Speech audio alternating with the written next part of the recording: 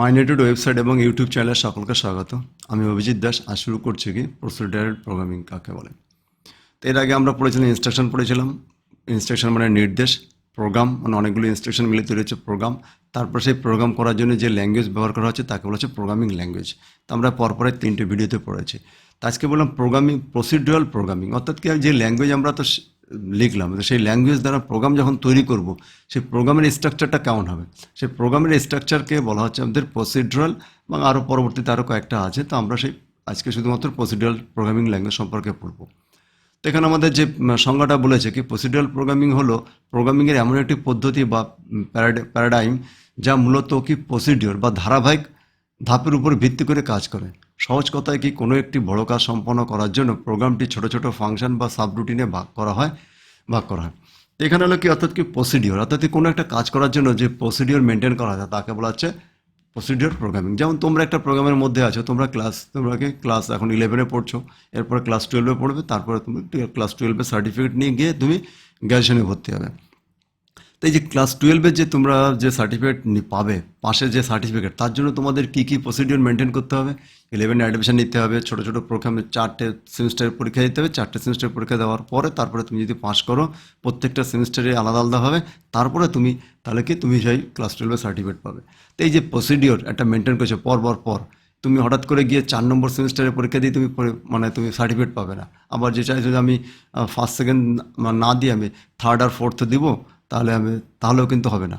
যেহেতু থার্ড আর ফোর্থের marks add করে আমাদের রেজাল্ট হবে, তাই তোমরা ভাবছো যে আমি যদি ভাবো যে আমি ফার্স্ট সেমিস্টার এবং সেকেন্ড সেমিস্টার পরীক্ষা দিব না, তো বাকিগুলো দিব, তাহলে কিন্তু হবে না। তথাপি কি সে একেই বলা আছে, আমরা যখন প্রোগ্রামিং করবো, যেরকম প্রোগ্রামিং যখন আমরা বিভিন্ন প্রসিডিওর মেনটেন করবো, ছোটো ছোটো ভাগ করে সেটাকে ধাপে ধাপে সম্পন্ন করা হচ্ছে, তখন তাকে বলা হচ্ছে প্রসিডিওর প্রোগ্রামিং ল্যাঙ্গুয়েজ। তো এই প্রোগ্রামিং ল্যাঙ্গুয়েজের মূল বৈশিষ্ট্য কী, যেহেতু আমাদের প্রসিডিওর, সেই জন্য স্টেপ বাই স্টেপ এক্সিকিউশন, অর্থাৎ কি আমাদের এখানে কোডগুলো উপর থেকে নিচের দিকে একটার পর একটা লাইন অনুযায়ী কাজ করে। অর্থাৎ কি আমাদের যে আমরা ইনস্ট্রাকশনগুলো লিখেছি, ইনস্ট্রাকশনগুলো যে পরপর লিখবো, সেই ইনস্ট্রাকশনগুলো প্রথম লাইন থেকে পরপর শুরু করে আমাদের এক্সিকিউট করা শুরু করবে। অর্থাৎ কি আমি যে প্রথম লাইনে যে ইনস্ট্রাকশন লিখেছি, আমাদের কি ট্রান্সলেটার সেই লাইনটাকে কী করছে, কনভার্ট করে আমাদের মেশিন ল্যাঙ্গুয়েজে কনভার্ট করছে। তারপরে মেশিন সেটাকে বুঝতে পারছে, তারপরে পরের লাইন নিচ্ছে, তারপরের লাইন এইভাবে পরপর কাজ করছে। তা সেই জন্য একে বলা হচ্ছে স্টেপ বাই স্টেপ এক্সিকিউশন। এরপর হচ্ছে ফাংশন বা প্রসিডিওর। এখন এই যে স্টেপ বাই স্টেপ করতে গেলে অনেক সময় কি জাম্পিংও করতে হয়, যে কোনো একটা ফাংশন মানে কি কোনো একটা কোনো বড় কাজের মধ্যে ছোট কোনো কাজকে বলা হচ্ছে ফাংশন।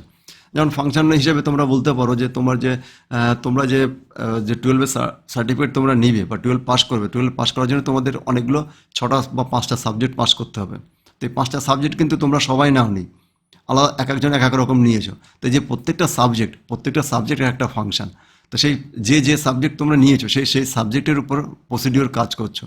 তো সেটা বলা, সেই ধরনের ফাংশনকে প্রোগ্রাম, যেমন একটা বড় প্রোগ্রাম হবে, সেই বড় প্রোগ্রামের মধ্যে ছোটো ছোটো যে পার্টগুলো থাকে সেই পার্টগুলোকে বলা হচ্ছে ফাংশন।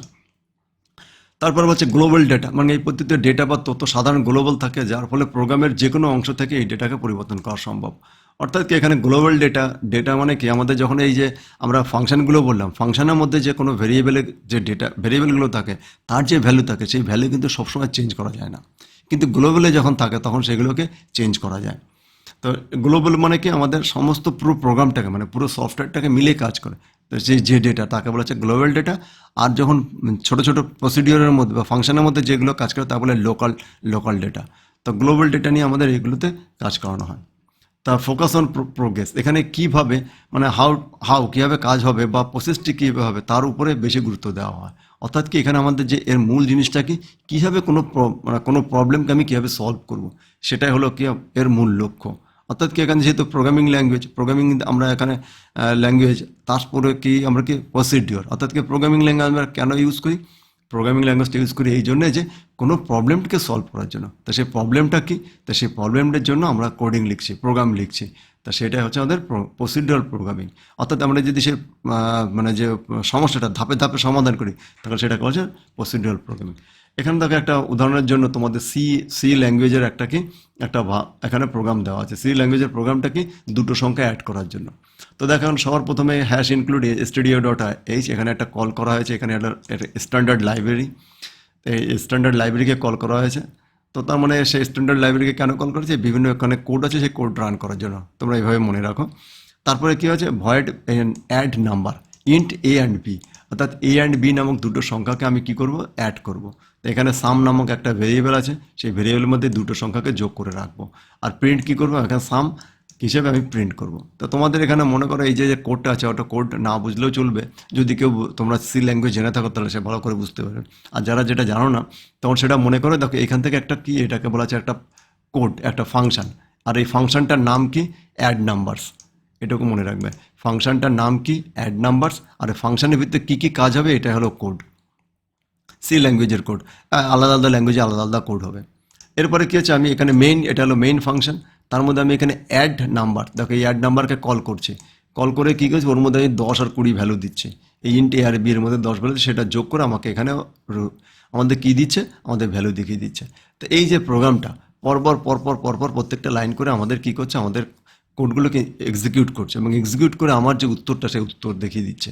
তো এটাকে বলা হচ্ছে আমাদের প্রসিডিউরাল ল্যাঙ্গুয়েজ প্রোগ্রামিং আর কি। তো প্রসিডিউরাল প্রোগ্রামিংয়ে আমাদের কী কী, যেমন এরকম আরও কী কোন কোন ল্যাঙ্গুয়েজ এটা এই প্রসিডিউর মেনটেন করে চলে, সি, পাসকেল, ফরট্রান, বেসিক, এইগুলো।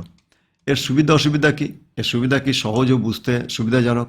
তারপরে কি, কোড বারবার ব্যবহারের সুবিধা থাকে, অর্থাৎ কি এই ফাংশনটা আমরা এখানে দেখো এই যে ফাংশনটা ইউজ করলাম অ্যাড নাম্বার, এই অ্যাড নাম্বার আমরা কোনো একটা প্রোগ্রামে আমরা 100 বার কেন 1000 বার ব্যবহার করতে পারি, কিন্তু 1000 বার ব্যবহার করার জন্য আমাকে এই যে ভিতরে 3 লাইন কোড লিখেছি এইগুলোকে আমাকে বারবার লিখতে হবে না। কিন্তু আমার যদি ফাংশন না থাকতো তাহলে আমি যদি 100 জায়গায় ইউজ হতো তাহলে 300 লাইন কোড হতো, কিন্তু সেখানে আমি 300 লাইন কোডের জায়গায় আমি মাত্র 2 লাইন কোড দিয়ে সমস্ত কাজ করিয়ে নিচ্ছি ইউজিং ফাংশন ইউজ করে। আমরা এরপরে এগুলো পুরো ডিটেলসে বুঝবো, যখন আমরা প্রোগ্রামিং কোডিং করবো তখন আরও ডিটেলসে ভালো করে বুঝবো ফাংশনের। তো ফাংশনে আমাদের এটা হলো সুবিধা, যে একবার যদি আমি ফাংশনকে আমি কল করছি, মানে তৈরি করে নিচ্ছি, সেটাকে আমি বারবার করে ইউজ করে নিতে পারি। তা সে এখানে বলছে যে কোড বারবার ব্যবহারের সুবিধা থাকে এবং কম মেমোরি খরচ হয়। তা যেহেতু আমাদের এখানে লাইন অফ কোড কম হচ্ছে, তাহলে মেমোরিও কম হবে, আমাদের প্রোগ্রামও ফাস্ট হবে, আমাদের কোনো যদি ভুল কারেকশান করতেও আমাদের সুবিধা হবে। তবে অসুবিধাও কিছু আছে। অসুবিধা কি, প্রোগ্রাম বড় হয়ে গেলে ম্যানেজ করা কঠিন হয়ে পড়ে, ডেটা সিকিউরিটির কারণে ডেটা গ্লোবাল থাকে, মানে গ্লোবাল ডেটা থাকলে সেগুলো অনেক সময় একটা সিকিউরিটি ব্রিজ হয়। তো সেটা কিন্তু বড় বড় কোনো অসুবিধা নয়, অসুবিধা হতেও পারে কিন্তু আবার বড় কোনো অসুবিধা নেই। তার জন্য আবার আমরা আলাদা আলাদা প্রসিডিওর আছে, সেটাকে যাতে সিকিউরিটির ব্রিজ না হয়। সিকিউরিটি ব্রিজ মানে কি, সিকিউরিটি নষ্ট না হয়। বাস্তব জগতের জটিল সমস্যাগুলো সমাধানের জন্য অবজেক্ট ওরিয়েন্টেড প্রোগ্রামের তুলনাটা কিছুটা পিছিয়ে। তো এরপরে মানে এটা একটা স্ট্রাকচার প্রোগ্রামিং, এর থেকে এরপরে আসছে আমরা অবজেক্ট ওরিয়েন্টেড প্রোগ্রামিং পড়বো। তো সেই তুলনায় এটা এটা একটা ধরনের এবং অবজেক্ট ওরিয়েন্টেড প্রোগ্রামিং এক ধরনের, তো দুটো দুই ধরনের আর কি। এর কোথাও কোনো কোনো ক্ষেত্রে এই অবজেক্ট ওরিয়েন্টেড প্রোগ্রামিং সুবিধা হয়, কোনো কোনো ক্ষেত্রে স্ট্রাকচার সুবিধা হয়। তো এটা হলো আমাদের সুবিধা অসুবিধা। তো আজ আমরা এখানে পড়লাম কি, প্রসিডিউরাল প্রোগ্রামিং ল্যাঙ্গুয়েজ সম্পর্কে। তো তোমাদেরকে এই ভিডিওটা দেখার জন্য তোমাদেরকে অনেক অনেক ধন্যবাদ, এবং এই চ্যানেলকে লাইক, শেয়ার, সাবস্ক্রাইব করবে।